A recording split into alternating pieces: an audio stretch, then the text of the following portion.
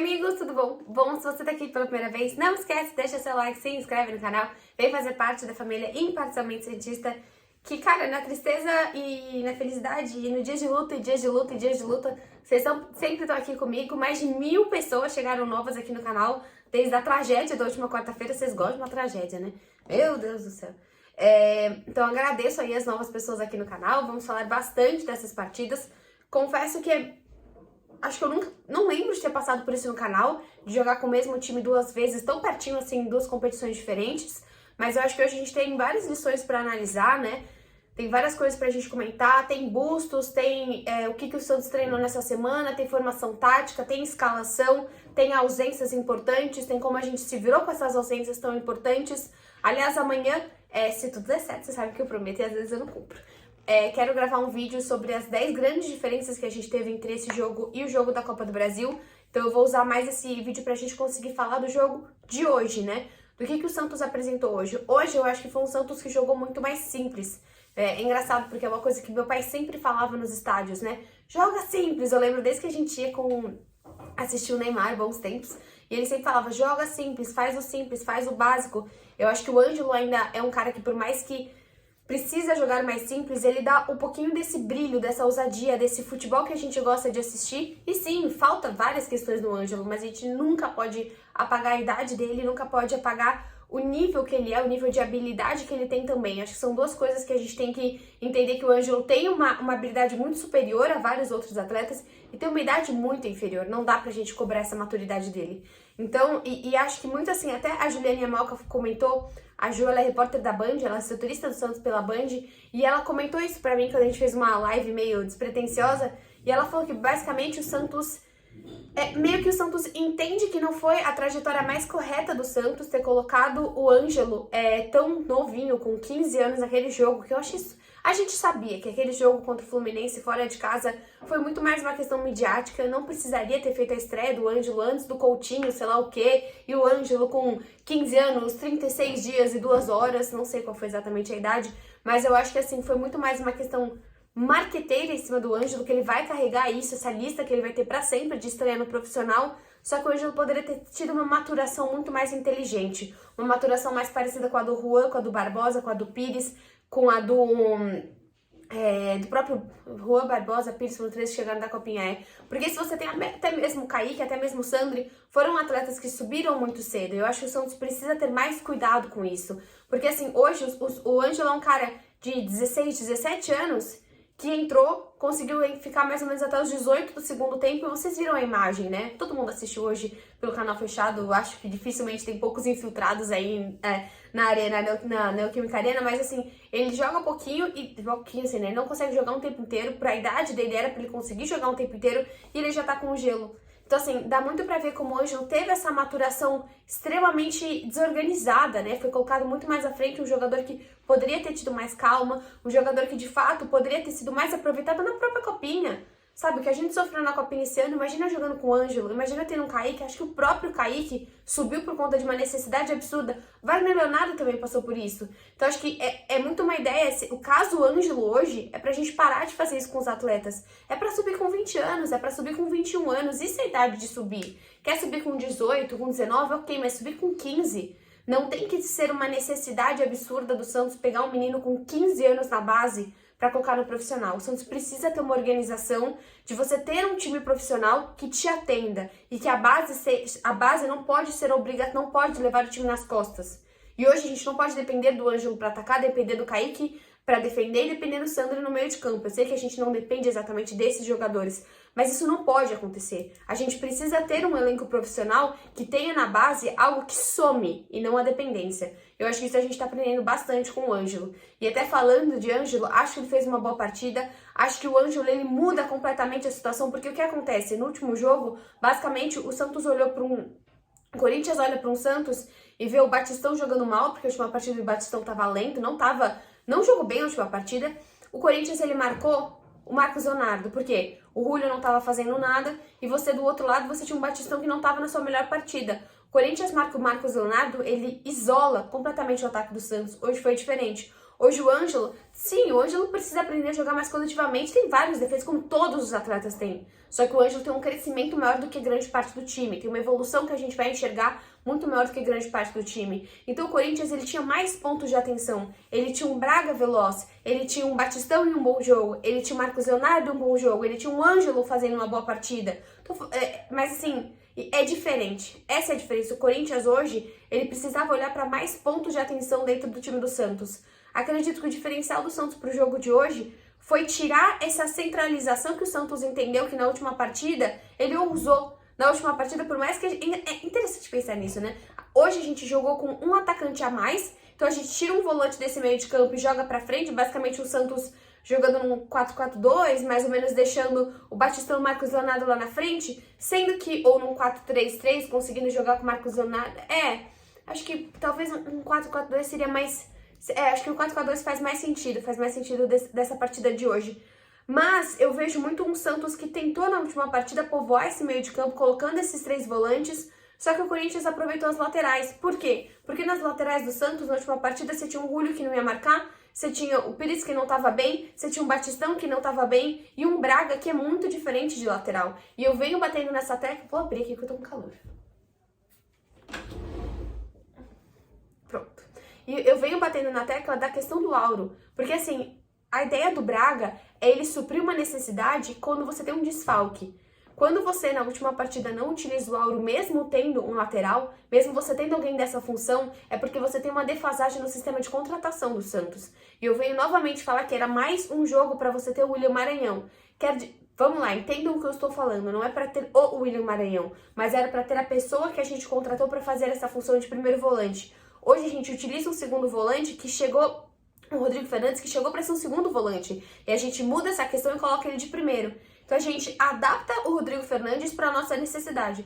Sendo que em jogos como esse, a necessidade do Santos seria ter o Rodrigo Fernandes um pouco mais solto, porque ele é um cara que chuta de fora da área, ele é um cara que rouba a bola. Quanto mais na zaga você coloca o Rodrigo Fernandes, vocês podem perceber, quanto mais necessidade ele tem, quanto mais obrigação ele tem de defender, ele acaba se tornando um cara muito mais agressivo, né? Eu ia falar ofensivo de ofender, não no sentido de atacar. Ele acaba sendo esse cara um pouco mais agressivo, um pouco mais faltoso.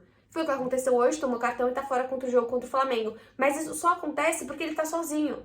Tudo bem, hoje ele tinha um Camacho até que acho que o Camacho ao lado dele conseguiu ajudar um pouco na marcação, mas é diferente se você tivesse esse primeiro volante, que hoje o Santos não tem um primeiro volante nato, e aí você traz uma pessoa simplesmente para calar a torcida, ou calar o Bustos, ou calar alguém que você mesmo não vai conseguir utilizar. Poderia sim ter sido o Alisson, mas assim, a gente poderia esperar uma semana, 2, 3 semanas, 4 semanas a mais e trazer um jogador de fato para ser o primeiro volante. Se você tem esse primeiro volante, você conseguiria soltar o Rodrigo Fernandes muito mais. E hoje você não consegue. Você não vai conseguir falar para mim que esse primeiro volante pode ser ou o Kaique ou o Velasquez, você jogar com 3 zagueiros, que não é isso que vai ajudar o Santos. O Santos ainda tem essa falta desse primeiro cara um pouco mais defensivo para poder utilizar melhor o Rodrigo Fernandes. Hoje eu entendo que quanto mais você prende o Rodrigo Fernandes, muito mais faltoso ele se torna, porque muitas vezes ele acaba sendo o último homem, Então eu vejo muito o time do Santos hoje, ele aprendeu com o jogo passado, foi um time que jogou muito bem, mais do que o último jogo a gente jogou 4 minutos, basicamente. Hoje o time do Santos faz um primeiro tempo bem interessante, o segundo tempo do Santos mostra uma grande deficiência quando entra principalmente o Juliano e principalmente o William do Corinthians. Eu acho que são jogadores extremamente... O William hoje, ele mostra um nível superior a inúmeros jogadores do Santos. Eu acho que o nível hoje do William, ele é um dos melhores jogadores que estão atuando no Campeonato Brasileiro. É diferente. É um cara que vem de fora, mas é um cara que consegue mostrar o que ele vem de fora aqui dentro. É um cara que talvez mostra particularidades, mostra toques, mostra leituras de jogo parecidas com o Hulk, leituras de jogo parecidas com os bons jogos do Renato Augusto, leituras de jogo que de fato diferenciam um jogador no futebol brasileiro. E até o próprio... É que eu não sei se é a melhor fase do Dudu nesse momento, mas são jogadores que conseguem pegar a bagagem externa e trazer pra dentro, que é algo que o Santista queria estar vendo com o Goulart. Né? Hoje até o comentarista falou, pô, poderia ter sido um jogo pro Goulart. Até acho que na hora que ele tira o Batistão, né, que ele acaba sendo obrigado a também mudar o Braga e colocar o Juan, não sei se ele necessariamente teria colocado o Juan, ou se ele teria pensado em tirar o Batistão aquela hora que o Batistão cansa e colocar o Goulart. Porque poderia ser um jogo interessante pro Goulart jogar. Eu acho que não dá pra você também matar o Goulart no banco, igual você tava fazendo, igual você fez com o Maranhão, igual você tava fazendo com o Auro. E até o próprio Auro, quando o Auro começa a cansar e quando o Auro sai, o Santos não simplesmente muda completamente o seu estilo de jogo, porque ele sabe que ele precisa olhar para essas laterais. E é um Santos que meio que nesse sistema com os quatro laterais, jogando com 2 no meio campo, jogando com esses pontas, hoje a gente vê o ataque do Santos também ajudando a segurar o Corinthians. Eu sinto que no jogo passado a gente falou, beleza, vamos jogar com a zaga e com o meio de campo para segurar o Corinthians, e lá na frente, atacantes, faz o seu. E a gente acabou perdendo esses 3 jogadores lá na frente por ineficiência. Marcos Leonardo não ia voltar, Julio não jogou bem e o Batistão também não jogou bem. Então você perdeu 3 jogadores. Hoje não. Hoje a gente não só contou com esses 2 jogadores, como com o próprio Braga, com o próprio Ângelo, como a gente também a gente conseguiu fazer com que esses 2 jogadores perturbassem o Corinthians. O Braga é muito rápido e o Ângelo é muito habilidoso. Então acredito muito que foi um jogo, uma estratégia melhor do Santos, mas o Santos jogou mais simples do que na última partida.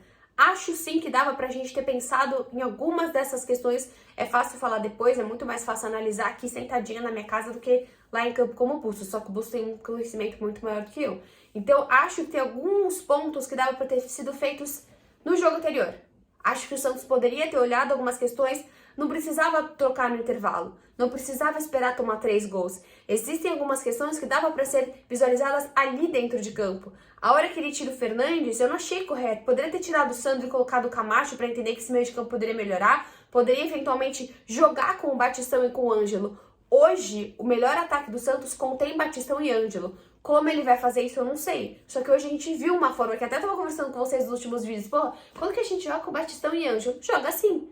Você consegue jogar com o Braga de um lado, você consegue jogar com o Ângelo do outro. Como eu falei, você tem a união de velocidade e habilidade. Você joga com o Marcos Leonardo e você joga com o Batistão como um Goulart. Como um Goulart deveria parecer que não aparece. E como acho que você também cansa menos um Batistão colocando ele de ponta.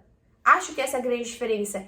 E até hoje, você pode ver que os jogadores que entraram até que não fizeram tanta diferença. Porque os 11 iniciais conseguiram segurar uma partida. É claro que o Santos joga mais no primeiro tempo, defende mais no segundo tempo, recebe muito mais do Corinthians, mas não foi uma partida absurda do John. O John precisou ser exigido insanamente para que o jogo terminasse 0-0.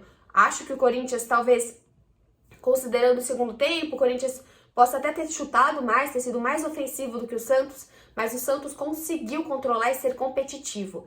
Falando de jogadores, né, que a gente sempre gosta de fazer de trás para frente, acho que o John fez uma boa partida. Eu acho que eu destaco do time inteiro a dupla de zaga. O Velasquez fez uma melhor partida do que o Kaique. Por exemplo, uma alteração simples que o Bustos poderia ter feito.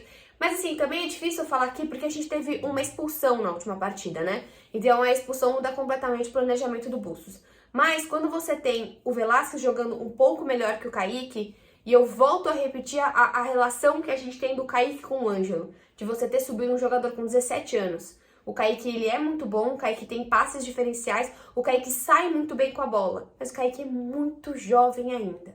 Então não dá pra colocar o peso nele de todos os jogos, não dá pra falar, vai ter que conseguir, aí começa a vir aquela pessoa, mas ganha sei lá quanto, gente. Independente do tamanho do salário, o Santos precisa ter mais organização e processo, né? Lembro Giovanni Martinelli do Diário do Peixe, adora essa palavra, e é muito real. O Santos precisa ter processos mais delimitados perante a base. E para conseguir isso, precisa contratar melhor. Para que não tenha a necessidade absurda de subir um menino de 15 anos. Então que nessa janela a gente faça coisas mais inteligentes. Eu espero de fato que o Santos consiga fazer. Então voltando, eu destaco a dupla de zaga. Eu acho que tanto o Bauerman foi o melhor em campo, até o comentarista falou, né? Acho que a cabeça do Bauerman deve estar roxa de tanta bola que ele tirou da área. De fato, o Bauerman tirou tudo da área do Santos hoje. Velasquez também fez uma partida interessante. Acho que nas laterais até o Auro, nem o Auro, nem o Felipe, até talvez o Felipe e o Jonathan tenha aparecido. Acho que apareceu mais que o Auro, não comprometeram, não foram jogadores que a gente fala, nossa,